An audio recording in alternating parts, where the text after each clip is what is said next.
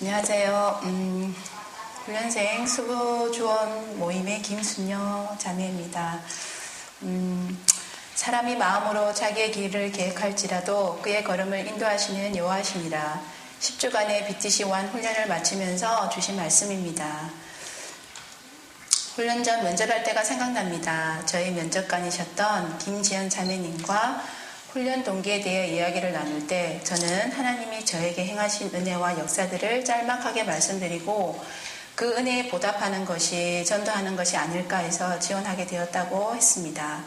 묵묵히 듣고 계시던 지연 자매님께서 하나님의 부르심에 대해서 얘기를 하셨고 저는 그때 제 마음에 강한 파동을 느끼게 되었습니다. 그것은 훈련에 대해 임하는 마음가짐이나 생각들이 여전히 제 입장에서 생각하고 진행하고 있었음을 깨닫게 해주었습니다. 이 깨달음을 훈련을 마치면서 더욱 느끼게 됩니다. 훈련 계획을 세우면서 몇 명을 전도할 것인지 또 양육자를 위해 기도하고 양육에 들어가면 양육교재 6권을 훈련 기간 내에 끝내고자 계획하였고 매주 금요일 강의에는 최선을 다해 임하고 한 번도 강의에 빠지지 않을 것이며 또한 시험 준비도 열심히 해 최고의 성적을 받으리라 결심했었습니다. 훈련에 들어가면서 대체적으로 관계를 중심으로 전도를 해나갔고 양육자는 훈련 전부터 마음 품고 있었던 막내딸 아이의 어린이집 같은 반 엄마에게 전도를 해 양육까지 하게 되었습니다. 양육자 중 한 명인 최수진 자매는 하나님에 대해 전혀 알지 못하는 불신자였으며 삶에서 오는 스트레스나 고민들을 세상적으로 찾고 해결하는 자매였습니다. 그러나 하나님 때에 이 자매의 마음을 주님은 만지셨고 눈물로 영접하는 놀라운 역사가 일어났습니다. 양육까지 연결된 자매를 통해 저는 영적 재생산을 소망하며 전도와 양육으로 한 주 한 주를 바쁘게 보내고 있었습니다. 결코 쉽지 않은 훈련 중반을 보내고 후반기에 넘어가고 있을 때 이런 페이스로 가면 문제없이 괜찮겠구나 싶은 생각이 들었습니다. 그러나 이런 모든 계획과 생각들은 남편에게 일어난 일들을 통해 무너지게 되었습니다. 가벼운 마음으로 받게 된 건강검진에서 1년 전에는 발견되지 않았던 위에서 이상한 조짐을 발견하게 되었습니다. 또한 시술로만 끝날 것이라는 의사의 소견과는 달리 조직검사의 결과는 위암으로 판정이 되었습니다. 처음 입원했을 때에는 내시경 시술 정도이기에 집에서 오가며 간호할 수 있겠다 싶었고 아이들 돌보는 것에 대해서도 조금 힘들기는 하지만 감당할 수 있었습니다. 순장님과의 맨투맨은 병원 휴게실에서 나누었고 가재물 등은 짬짬이 침대에 붙어있는 간이 식탁을 이용했습니다. 그런데 24일 목요일 암이라는 결과를 받게 되었고 전이성 때문에 그 다음날 위암절제 수술을 받게 되었습니다. 말로 할 수 없을 정도로 당황스럽고 어려웠지만 너무나 긴박하게 돌아가는 상황들이라 그저 부딪히는 대로 그야말로 닥치는 대로 매 시간에 주어진 일들을 하고 있었습니다. 연로하신 시부모님들께서 아이들을 돌봐주셔야 했기에 급히 올라오시게 되었고 그 덕분에 남편 옆에서 24시간 병간호를 할 수 있었습니다. 수술 당일 4-5시간의 70% 위절제 수술을 한 남편은 정말 고통스러운 모습이었습니다. 무통주사로도 해결되지 않아 진통제를 몇 대씩 맞아가며 견뎌야 했습니다. 그러나 남편이나 저나 이 고통과 어려움 속에서 버틸 수 있게 하는 것은 그런 주사들이 아니라 주님의 강하고도 부드러운 붓디심이었습니다. 금요일 수술 후 마취가 풀리면서 계속 찾아오는 통증의 고통 속에서도 불평과 원망의 말은 입 밖에도 나오지 않았습니다. 주일 링거 주사와 소변줄을 줄줄 달고도 병원 내 예배실에 가 주일 예배를 같이 드렸습니다. 예배실이라 해봐야 당뇨센터 로비에서 간소하게 드려지는 초라한 곳이었습니다. 그래도 예배를 드릴 수 있다는 것에 감사했습니다. 왜냐하면 예배는 남편과 저의 삶의 이유이며 힘의 원천이기 때문입니다.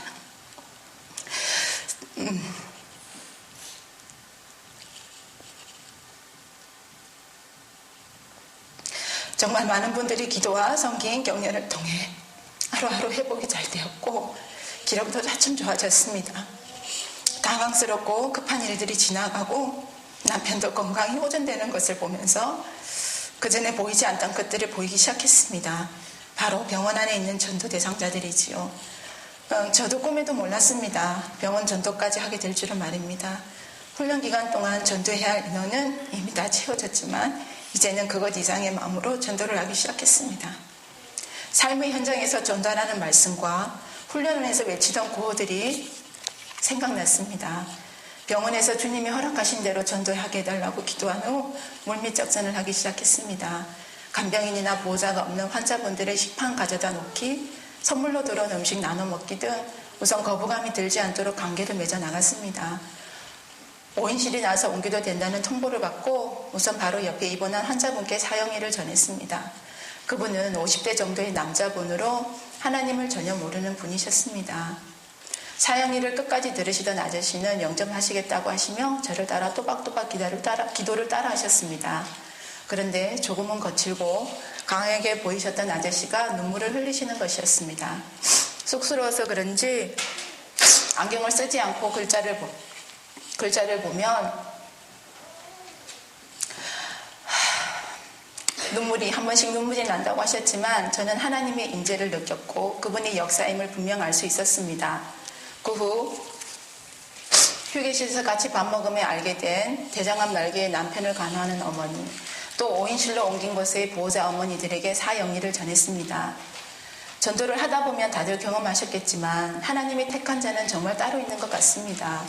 5인실로 옮긴 병실의 어머니들을 품고 기도하고 전했지만 정작 영접한 분은 그 전에 입원해 같이 병실 생활을 하며 친하게 지내 알게 되었다던 다른 병실의 어머니였습니다. 그 어머니는 그날 긴 병상 생활을 잠시 접고 퇴원하는 날이라 두 어머니들께 인사차 들렸는데 저에게 붙들려 같이 사형리를 듣게 된 것이었습니다. 그 어머니께서는 아주 진지하게 들으시고 진심으로 영접하셨습니다.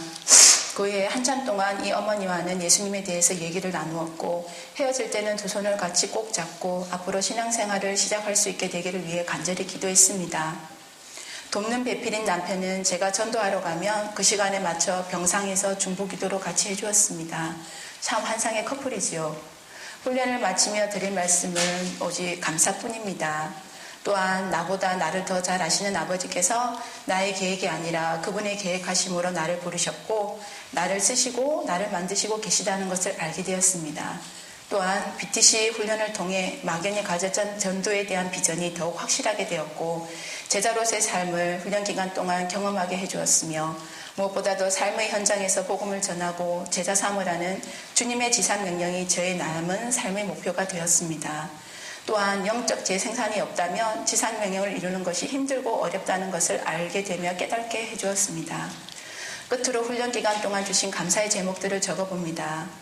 다양한 많은 분들께 복음을 전할 수 있게 해주신 감사, 힘든 병간호를 위해 미리미리 전도하고 양육하게 해주신 것 감사, 나보다 더 힘든 이들을 보게 하여 주셔서 도와줄 수 있고 나아가 그들에게 내가 만난 하나님을 말할 수 있게 해주신 것 감사, 훈련 기간 동안 남편암 조기에 발견하게 해주시고 30%라도 남게 해주신 감사, 너무나 많은 분들이 기도해 주시고 저희들이 한 것보다 더 많은 사랑과 섬김으로 격려해 주신 것 감사 등 감사가 이루 말할 수가 없습니다. 그러나 그 무엇보다도 감사한 것은 이런 고난과 역경 속에서 주님과 더 친밀해졌다는 것입니다.